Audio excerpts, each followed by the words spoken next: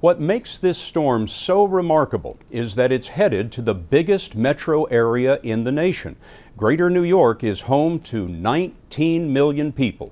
Michelle Miller tells us that New York City is especially vulnerable. Parts of it are just a few feet above sea level.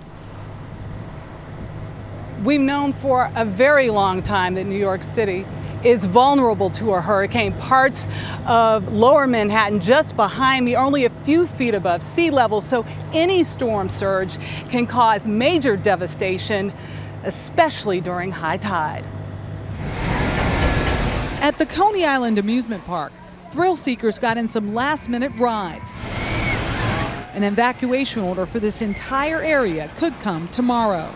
Billy Burke has worked at this food stand for 29 years. He's never experienced a hurricane on the boardwalk before.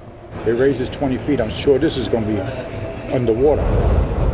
Coney Island could be Irene's first stop in New York City as the storm rolls over the 5 million people living in Queens and Brooklyn.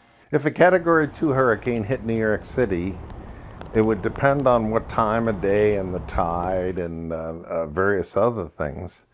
But it would be weeks or months before the city got back to normal. That's because New York City is in the center of a geographical right angle between New Jersey and Long Island. Irene could push water into that corner with no place to go but New York's tunnels, streets, and sidewalks.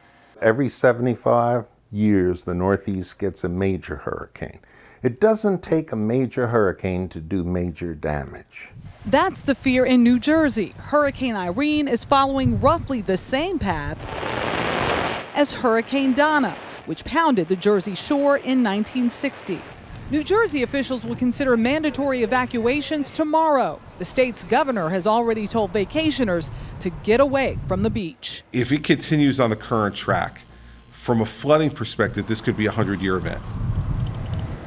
The whole Northeast is under threat. Flooding and power outages are expected as far north as Maine. Scott? Thanks, Michelle.